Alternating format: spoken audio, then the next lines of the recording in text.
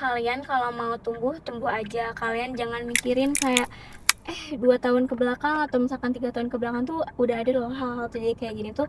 Ya nggak apa-apa, itu tuh adalah bentuk sebuah pembelajaran gitu. Kita harus bertumbuh, kita harus merawat bumi, kita Iya. harus melestarikan bumi, karena kalau misalkan bumi nggak dirawat, siapa lagi gitu yang mau merawatnya.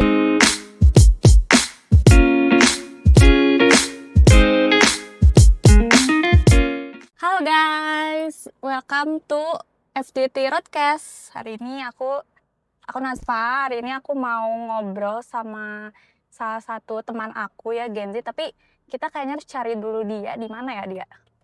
Kita cari yuk orangnya mana ya. Hari ini segmennya agak baru ya, beda dari yang lain karena kita bakalan ngobrol sambil jalan-jalan guys. Oke, kita cari dulu ya anaknya mana ya.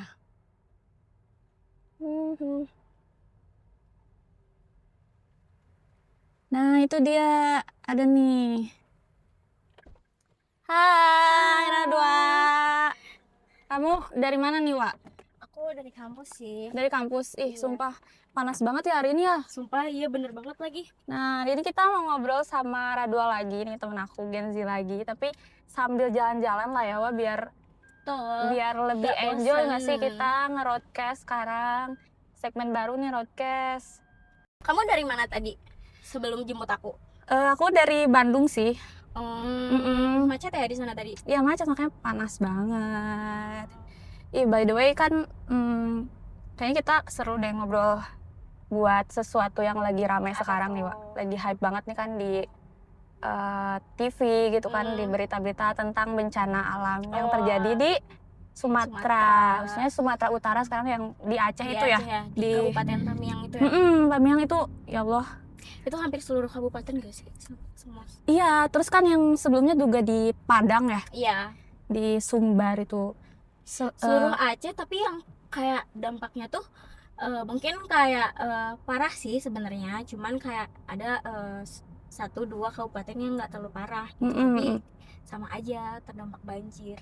Ya tapi kayak turut berduka cita banget ya buat dari Sumatera Utara itu, Sumatera Barat yang terkena bencana.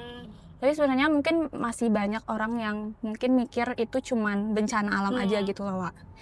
Kadang ada yang mikir ya udah sih, udah takdir itu bencana alam ya. Tapi kalau pikiran aku sendiri itu ada faktor lain ya, khususnya dari diri kita sendiri, dari manusia sendiri gitu, yang emang berhubungan langsung sama alam. Nah, kalau menurut kamu nih, Wak, ngelihat dari bencana alam yang ada di Sumut itu, yang di Aceh, itu kalau dilihat menurut kamu hanya bencana alam aja atau ada hal lain gitu? Sebenarnya ya, sebelumnya ya aku sedih banget tahu kayak ngedenger berita ya, terus juga lihat korban-korban yang itu tuh hampir 1.000 ada deh yang meninggal ya, kayak 1.000. Sekarang tuh 900-an berapa gitu? 964 gitu ya kalau terakhir itu tuh yang meninggal, terus yang hilang tuh ada sekitar 200 sampai 300 orang. Terus belum lagi korban yang luka-luka banyak banget ya, itu kayak itu tuh tadi yang dibilang hampir seluruh kabupaten tuh benar-benar terendam, kayak benar-benar udah jadi kayak sungai gitu loh. Terus kalau menurut aku mungkin kayak sebenarnya ya iklim tuh gak, kalaupun misalkan hujan deras terus menerus ya mungkin banjir aja gitu. Ini kan kamu lihat sendiri kan di berita tuh kayak sekarang tuh banjirnya tuh kayak bener-bener lumpur, terus tanah, terus kamu kayu-kayu ya. Apalagi aku lihat ya hampir seluruh sungai itu, aku gak tahu namanya sungai apa, itu bener-bener kayu-kayu semua. Dan kalau dilihat kayu yang gelondongan gede gitu nggak sih? Iya, itu ada segede mobil mah ada ya? Ada Lebih ada banget.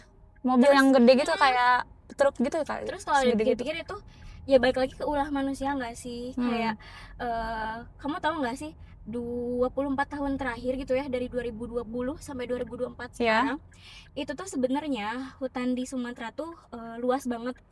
Terus kamu tahu fun fact tuh 2,8 juta hektar tuh ya adalah hutan yang dideforestasi.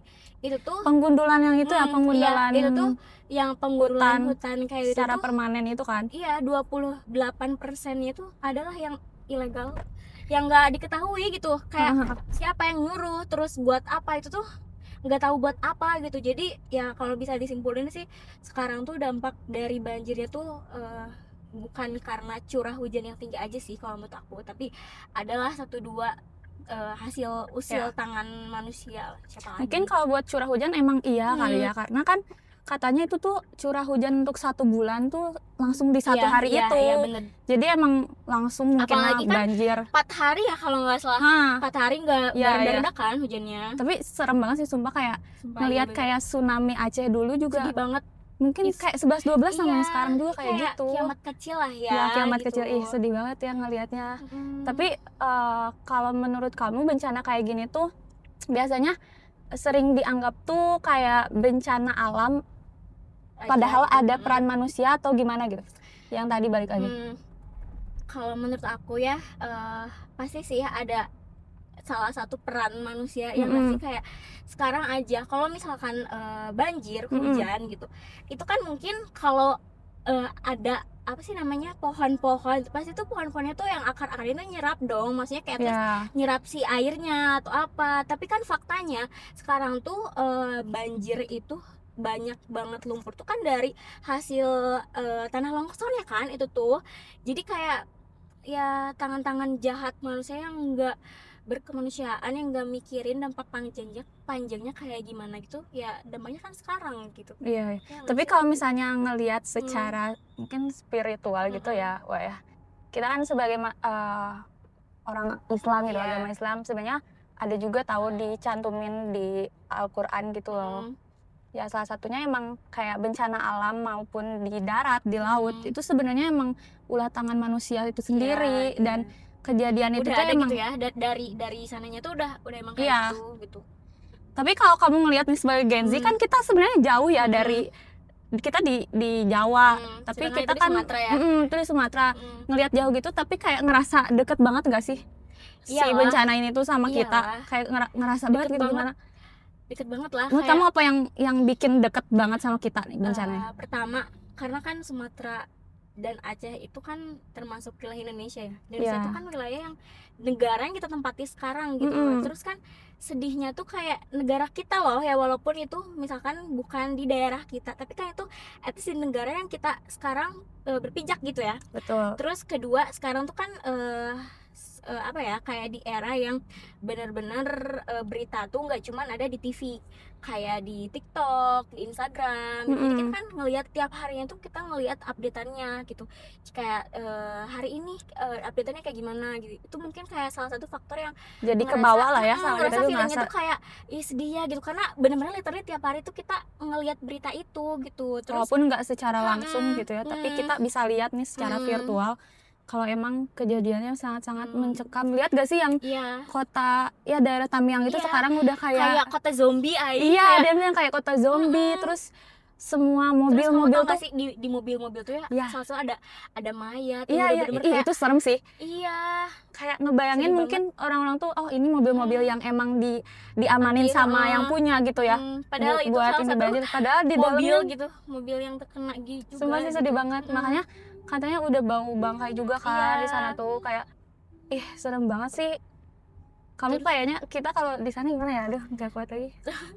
Sumpah sedih banget aja. Terus ternyata ya secara psikologis kita tuh pasti punya rasa empati dan kayak kasihan gak sih, walaupun kita rasanya jauh gitu ya. Terus Gen Z ini tuh sebenarnya mereka tuh peduli lah soal krisis iklim ini gitu ya, walaupun mereka juga kayak adalah salah satu dua gitu yang kayak bikin salah juga. Iya. Nah gitu. itu kan salah satu mungkin ulah manusia yang tadi ya Mbak Lili.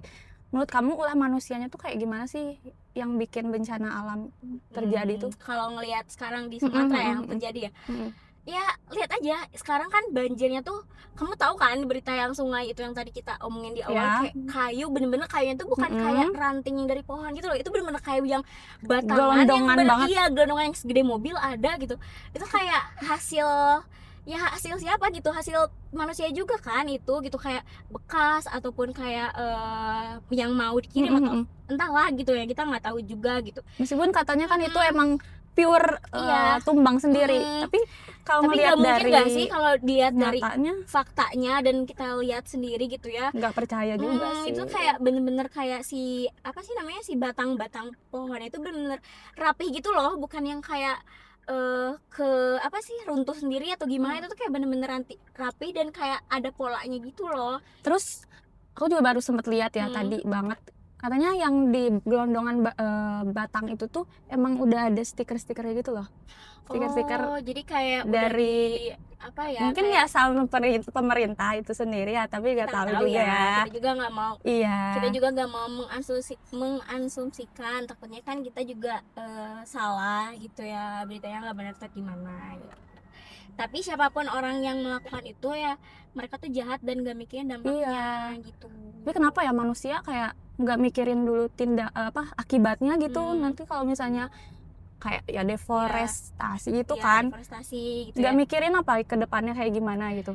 Sebenarnya kalau nggak dipikirin tuh, masa nggak sih nggak dipikirin, pasti mereka juga sebelum bertindak mereka tuh pasti mikirin gitu, kayak ya nanti dampaknya kayak gimana. Cuman mereka tuh mikirnya kayak ya udahlah gitu. Mereka tuh gimana ya, jadi mereka tuh kayak memanfaatkannya tuh sekarang dalam jangka pendeknya, jadi mereka tuh nggak mikirin jangka panjangnya tuh kayak gimana gitu. Misalkan nih sekarang mereka melakukan hal kayak gitu, mereka tuh kan nggak sadar ya secara jangka panjangnya mungkin 10 tahun kemudian atau beberapa tahun kemudian tuh pasti baru ada dampaknya gitu. Apalagi kan bumi itu merawat untuk apa ya, kayak menanam kayak pohon yang tumbuh atau merawat dirinya tuh, bumi tuh nggak sebentar kayak kita gitu. Jadi mereka tuh butuh waktu yang lama gitu buat buat ngebentuk bumi jadi bersih kembali. Tapi emang kayak mikirin yang penting bencananya dulu, baru mereka tuh pada mikir gitu loh. Iya bener banget. Kayak sekarang udah kayak gini gitu ya, udah banyak dampaknya baik buat masyarakat sih. Kasihan banget ya sekarang pasca banjirnya aja itu loh yang jadi mikir kayak mereka mulai hidup lagi dari mana. Nah, bener. Gitu loh. Kayak sedih katanya banget. Aceh juga kan pasca banjir ini tuh bakalan jadi apa ya, daerah yang miskin tertinggi gitu loh. Karena ya akibat dampak ini. Terus juga gimana ya, mereka kan sekarang pada kelaparan gitu loh. Bener. Akibat adanya kurangnya apa ya, sekarang kan belum jadi bencana nasional gak sih? Belum ditetapkan ya jadi bencana nasional. Kenapa ya? Padahal pemerintah tuh sebenarnya bergerak apa enggak sih ya, walaupun misalkan emang bergerak, cuman mereka tuh kayak slow gitu loh bergeraknya, nggak bertindak cepat gitu. Padahal kalau misalnya udah jadi bencana nasional kan harusnya ya lebih cepat lah penanganannya, nggak ada birokrasi lagi yang kan jauh udah gitu. masuk berita internasional juga kan. Nah, betul. Terus katanya emang ada negara yang mau ngebantuin gitu loh, tapi katanya sama pemerintah kita tuh dilarang. Tapi itu belum tahu ya itu benar apa enggaknya. Katanya dia bilang nggak menerima dari bantuan luar, tapi sedangkan bantuan dari negara sendirinya aja masih belum, sekarang tuh belum kelihatan jelas gitu. Kasihan gitu. Bahkan sedih loh, ada dari Aceh tuh bilang kalaupun nggak ngasih beras tuh mereka minta kain kafan aja. Baca gak sih? Itu sedih banget sih. Tapi iya sih, kayak itu kayak udah parah banget Ai. Terus kamu tahu nggak sih, kayak sekarang kan mereka pada kesusahan dan kelaparan kayak gitu ya, justru itu tuh tingkat apa ya, tingkat buat kejahatan itu tinggi juga nggak sih, karena mereka tuh kayak mau melakukan apa aja buat mereka tuh dapat makanan, dapat perawatan kesehatan atau segala macam gitu loh. Iya sih, emang kayak semoga aja lah bisa dari pemerintah sendiri sekarang bisa bergerak cepat lah. Betul. Pemerintah udah gerak, tapi yang diharapkan oleh masyarakat tuh ya bergerak cepat gitu. Terus kamu tahu gak sih yang orang stokism gitu? Nah, kalau menurut kamu sendiri kayak kaum stoa kayak gitu kan percaya bahwa hidup yang baik itu kan hanya terjadi kalau kita tuh selaras dengan alam. Sebenarnya selaras tuh kan artinya kesinambungan ya. Kalau menurut aku di zaman modern seperti kayak sekarang, selaras tuh kita tuh harus berkesinambungan, seimbang sama alam tuh. Kayak alam kan punya kapasitas ya, tapi kan kita juga sebagai manusia punya kebutuhan gitu. Nah, di balik kita kebutuhan itu, kita tuh harus menghargai lah, at least menghargai menghargai alam gitu, kayak cara mereka tumbuh, cara mereka merawat kayak gimana gitu. Terus juga di samping itu kita tuh kayak harus mendukung gitu ya produk-produk yang sustain mungkin gitu, karena kan sekarang harus seimbang tuh, kayak jangan jangan ngerusak lah gitu loh, kayak ya alam juga berhak tumbuh gitu, berhak kayak kita gitu. Kalau misalkan jiwa kita aman damai, ya alam juga harus kayak gitu. Ya. Tapi kan susah juga mungkin ya. Sekarang kan emang kayak penebangan terus tambang yang kayak gitu juga gimana ya, mereka mikirin ke situ nggak sih, keselarasan itu nggak sih? Karena katanya ya emang dari pemerintahnya juga kan emang punya izin tersendiri ya, punya izin buat adanya deforestasi itu yang secara legal lah istilahnya. Nah mungkin yang ilegalnya itu tuh yang emang sengaja masuk di antara celah yang ada yang legalnya itu. Jadi mereka nyari kesempatan mungkin ya. Tapi kan kalau misalkan udah kayak gitu kan kita nggak bisa apa-apa ya, apalagi udah nyampe pemerintah atau mungkin kayak di luar dari jangkauan kita, ya kita nggak bisa apa-apa karena kita juga kan tahu. Iya. Berarti ada ketidakharmonisan lah antara manusia dengan alam. Nah kalau menurut kamu sendiri, Wak, ketidakharmonisan antara kita dengan alam itu dan contoh sehari-hari gitu, ada gak yang menurut kamu? Yang bisa kita lihat soal konsumsi gak sih, kayak bingkis kemasan kayak gitu yang sekali pakai. Iya. Itu kan kalau misalkan kita Plastik gitu maksudnya. Iya, kita misalkan nih kita pakai plastik terus kita buang, itu kan kayak si plastik itu nyerap di tanah dan di bumi itu kan 10 tahun kemudian kan. Jadi kayak ya itu kayak nyata banget gitu bentuk keharmonisan yang nggak setara itu gitu. Kayak kita tuh nggak mikirin ke situ sih sebenarnya, padahal kan kita menggunakan produk-produk yang ramah lingkungan kan bisa gitu, jadi nggak harus pakai biar tetap plastik. harmonis juga ya sama lingkungan gitu. Tapi kamu sekarang udah melakukan hal itu nggak? Udah sih, aku kayak sekarang aku jarang menggunakan botol plastik kemasan. Sekarang aku kalau ke kampus bawa tumbler. Sama nih, aku juga bawa tumbler. Iya, aku juga ada sini di belakang. Terus kalau misalkan aku bawa makan, bawa bekal gitu, aku bawa kotak makannya gitu. Berarti emang ya mulai dari hal kecil lah ya, supaya kita bisa kelihatan lah kita tuh aware loh sama lingkungan gitu. Nggak harus langsung secara ikut bertindak gitu, membantu gitu, tapi hal-hal kecil gitu dari diri kita yang bisa kita tumbuhin, ya kenapa enggak gitu. Terus kayak merawat tanaman gitu, kayak misalkan di rumahnya punya tanaman-tanaman kecil tuh kan bisa gitu, kan bentuk kayak kita betul melestarikan gitu. Tapi ya, Wak, menurut kamu kan sekarang manusia zaman modern sekarang gitu ya, menurut kamu manusia sekarang tuh dia kelihatannya terlalu sibuk ngejar pertumbuhan sampai lupa bahwa ini tuh objek tapi bukan partner gitu. Kalau dilihat sih iya nggak sih, kayak mereka tuh lebih mementingkan kayak pertumbuhan ekonominya lah gitu, daripada si kelestarian alamnya ini gitu. Jadi mereka tuh lupa gitu kalau misalkan bumi itu sebenarnya itu adalah partner yang harus kita jaga gitu, daripada objek gitu. Mereka tuh melihat bumi ini tuh sebagai objek, jadi mereka tuh lebih kayak menghasilkan keuntungan dulu gitu, daripada mereka ngelihat dulu kalau misalkan bumi ini sebagai partner gitu. Terus kan sekarang adalah salah satu pengusaha gitu ya, pengusaha kayu gitu. Dia tuh udah tahun 2023 itu jadi termasuklah 5 orang terkaya di Indonesia. Wow. Itu tuh pengusaha kayu. Iya, pengusaha apa kayu. Jangan-jangan tidak Kita boleh. tahu ya, kita sebenarnya nggak mau seuzon dan nggak mau menyebutkan jangan kenapa, tapi kan itu sebagai contoh gitu. Iya betul. Perusahaan-perusahaan industri contohnya kan, mereka tuh lebih mementingkan si pertumbuhan ekonominya gitu. Jangan perusahaan lah, kita aja negara kita sekarang bisa dilihat kan, kita kayak lebih mementingkan si pertumbuhan ekonominya daripada kita melihat alamnya. Tapi kalau misalnya terus-terusan kan ekonomi harus terus bertumbuh, terus juga kalau ekonomi bertumbuh berarti mereka juga terus aja nguras kelestarian alam kita. Salah satunya ya itu mungkin ya yang kayu itu. Kayu. Tuh gimana? Jadi kayak masih belum ada solusi juga sih kayaknya ya dari pemerintah itu sendiri gitu kan, ngelihat situasi kayak gini. Mau gimana sok? Makanya si pemerintah itu tuh bergerak ya, cuman ya tadi aku bilang mereka tuh kayak lambat gitulah bergeraknya gitu. Ya kan bergerak cepat gitu. Terus kan si Harari juga bilang ya kalau misalnya Homo sapiens, tahu kan Homo sapiens? Adalah ecological serial killer. Nah, kamu setuju gak sama statement itu?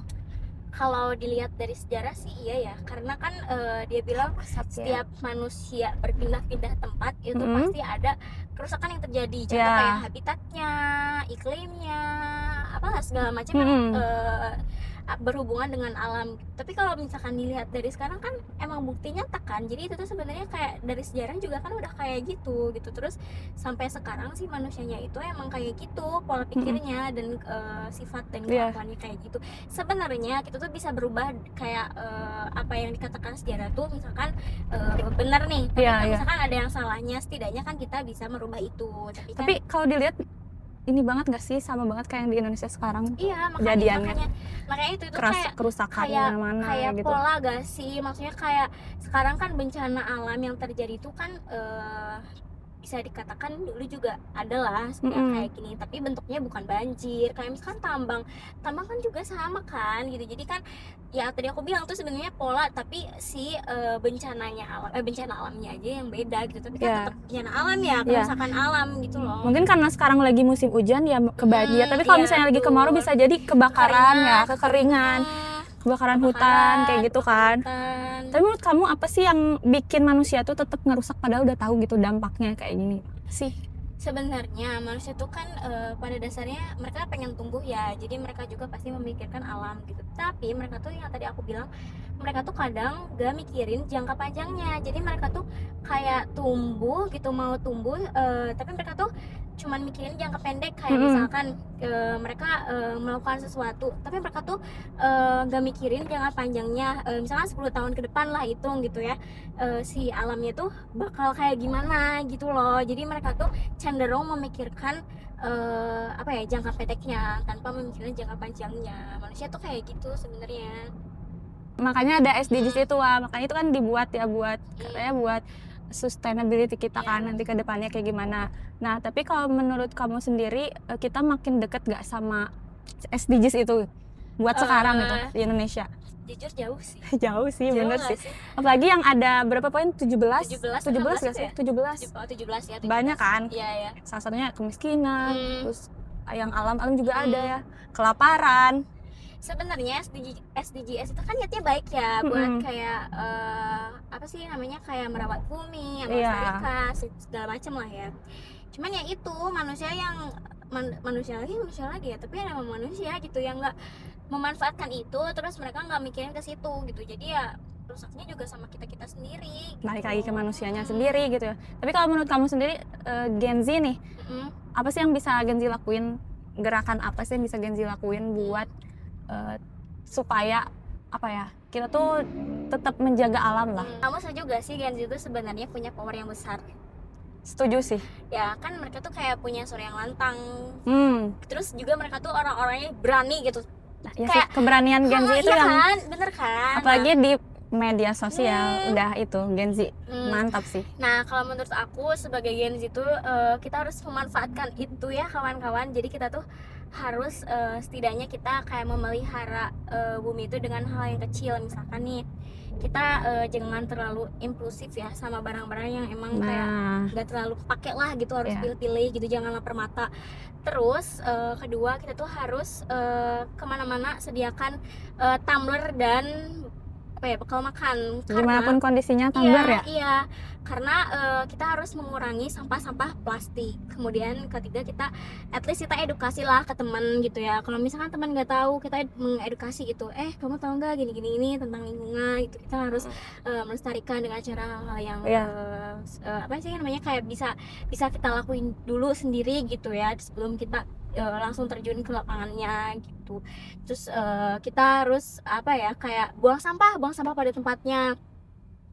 Itu yang harus kita lakuin. Terus apalagi ya, sebenarnya banyak sih, tapi ya mungkin yang harus kita lakuin dari diri kita sendiri dan bisa dilihat sama mata kita yang hari-hari gitu ya, orang-orang itu sih kayak contoh-contoh kecilnya dari kebiasaan kita sehari-hari lah ya. Ya bisa dimulai dari situ berarti. Untuk Gen Z, ayo kita rubah semuanya ini sama Gen Z aja lah. Apa nanti kita jadi menteri ini ya? Menteri nanti kementerian semua sama Gen Z. Tapi kalau misalnya kan ada mungkin ya ada anak muda yang mikir itu cuman satu orang gitu. Nah, kalau menurut kamu pemikiran kayak gitu gimana loh? Sebenarnya Gimana itu gitu cuman bedanya seorang? tentang konsistensi Konsistensi. aja nggak sih? Maksudnya kayak kita kan sekarang sesuatu hal gitu ya yang terjadi Mm-mm. itu tuh sebenarnya bukan dampak dari perusahaan langsung gitu ya misalkan, atau katakan dalam sebuah organisasi. Oke. Organisasi itu tuh pasti kan ada satu orang dulu kan yang kayak apa sih satu kepala gitu ya, satu kepala, dari satu kepala, kedua kepala, sampai ke beberapa kepala gitu. Jadi pasti sesuatu hal yang dilakuin itu pasti bermula dari individunya Dari gitu. individunya. Organisasi kan pasti apa-apa dari individunya, pola pikirnya segala macam. Baru Jadi, nanti mungkin bisa disalurkan ke yang lain gitu. seluruhnya gitu.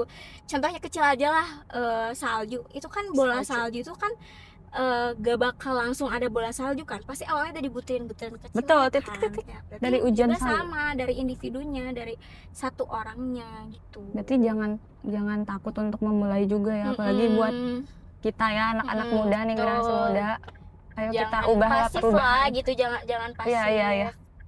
Tapi kalau menurut kamu sendiri ngelihat dari tadi kan percakapan kita gitu ya. Menurut kamu arti bertumbuh tanpa merusuh itu gimana nih? Sebenarnya kalau menurut aku ya, bertumbuh tanpa merusuh tuh sebenarnya kayak kita tuh kalau mau tumbuh aja. Kita kalau misalkan mau maju aja. Tapi kita tuh harus mikirin alamnya. Kita harus mikirin bumi. Yang kayak tadi apa yang yang kayak istilah yang selaras. Selaras.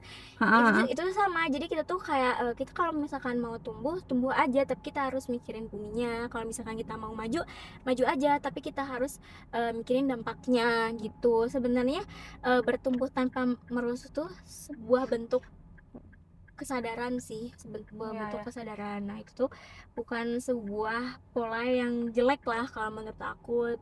Itu patut harus kita implementasiin lah, bertumbuh tanpa merusuh. Ya. Berarti kalau misalnya ada 3 langkah yang bisa orang-orang lakuin di hari besok nih untuk ya menjaga alam lah istilahnya, apa tuh menurut kamu? Pertama, kita jangan sering-sering lah menggunakan pola-pola yang konsumtif tuh, yang kayak sampah plastik sekali pakai atau apa gitu ya. Terus keduanya juga kita mulai tanam merawat tumbuhan sekitar kita gitu ya. Kayak kita harus istilahnya kayak intinya kita harus pedulilah soal lingkungan gitu. Itu mungkin salah satu hal yang bisa kita mulai buat lah dari esok hari ya. Buat semuanya kita juga harus bantu ya.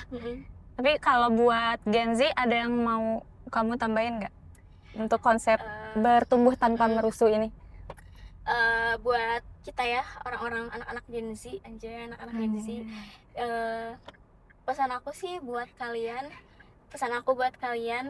kalau mau tumbuh aja. Kalian jangan mikirin kayak 2 tahun ke belakang atau misalkan 3 tahun ke belakang tuh udah ada loh hal-hal terjadi kayak gini tuh, ya gak apa-apa. Itu tuh adalah bentuk sebuah pembelajaran gitu. Kita harus bertumbuh, kita harus merawat bumi, kita harus melestarikan bumi, karena kalau misalkan bumi gak dirawat, siapa lagi gitu yang mau merawatnya. Dan pasti itu dampaknya yang kena tuh ke kita lagi gitu, yang jadi kayak korban atau segala macam dari alam tuh ya kita, karena itu karena sebenarnya dampak dari alam tuh ya dampak hasil dari kita gitu loh. Jadi jangan takut memulai untuk melestarikan gitu. Kalau dari aku sih gitu sih. Alam itu ngikutin bentuk alam ke kita itu merupakan respon dari sikap kita ke alam itu sendiri gitu ya. Nah, mungkin terakhir ya, Wak, mungkin buat apa ya, kayak tadi konsep bertumbuh tanpa merusuh itu biar tetap selaras gitu dengan keberlanjutan alam kita tuh gimana sih yang kamu pikirin? Menurut aku sih dengan jangan jadikan alam atau bumi itu sebagai objek, jangan jadikan sebagai bonus, tapi jadiin sebagai syarat. Kalau mau tumbuh, tadi aku bilang kalau mau tumbuh tumbuh aja gitu, tumbuhlah bersama bumi. Kalau mau maju, majulah, tapi tetap menjaga alam gitu, melestarikan alam gitu. Dan itu tuh kita tuh nggak berjuang sendiri gitu, pasti kita tuh berjuang sama-sama gitu. Apalagi kan kita udah mengenal SDGs ya dari SDGs. padahal tuh udah lama banget, dari 2016 kan gitu. Nah, itu tuh harus dimanfaatkan dan harus diimplementasikan gitu, karena kalau bukan kita siapa lagi gitu. Yang terakhir, jadi ayolah tumbuh tanpa merosot, tumbuh tanpa membunuh siapapun gitu, membunuh alam, membunuh teman sekitar kita gitu, dan bertumbuhlah dengan cara memberi apa yang kita bisa beri pada alam, karena yang bisa menikmati hasilnya itu kita sendiri. Dan apapun yang kita perbuat itu pasti nanti alam tuh cerminan dari kita. Benar banget. Benar banget sih. Terus kayak bertumbuh itu ya hak kita bagi semua manusia, tapi kita bisa milih kita mau tumbuhnya dengan cara melestarikan atau dengan cara merusak gitu kan. Itu emang pilihannya ada di diri kita sendiri, ya gak sih Wah? Oke, seru banget ya kita kayak bahasan gak kerasa ya. Gak kerasa banget, udah berapa menit nih kita ngobrol-ngobrol soal ya keberlanjutan dan juga bencana alam yang terjadi gitu ya. Ya semoga aja sih dari obrolan kita bisa bikin terbuka lah buat orang lain juga ya, nonton gitu kan, terutama Gen Z lah buat Gen Z harus terbuka gitu ya. Benar. Mulai sekarang kita harus melestarikan alam, menjaga bumi kita gitu, karena kalau misalkan tadi yang aku bilang, kalau misalkan bukan yang jaganya kita, siapa lagi gitu, gak ada yang jaga bumi tuh kalau misalkan ayo mulai dari sekarang, besok dan seterusnya. Oke, mungkin itu aja lah ya obrolan kita kali ini. Buat teman-teman, makasih banget yang udah nonton, udah dengerin kita ngobrol roadcast. Ini seru banget, pengalaman pertama. Nanti kita roadcast lagi aja. Kalau misalnya kalian suka sama video ini, jangan lupa share ke teman-teman kalian. Dan jangan lupa juga, jangan sampai ketinggalan episode roadcast selanjutnya. See you next time, bye-bye! We dive deeper, you rise higher.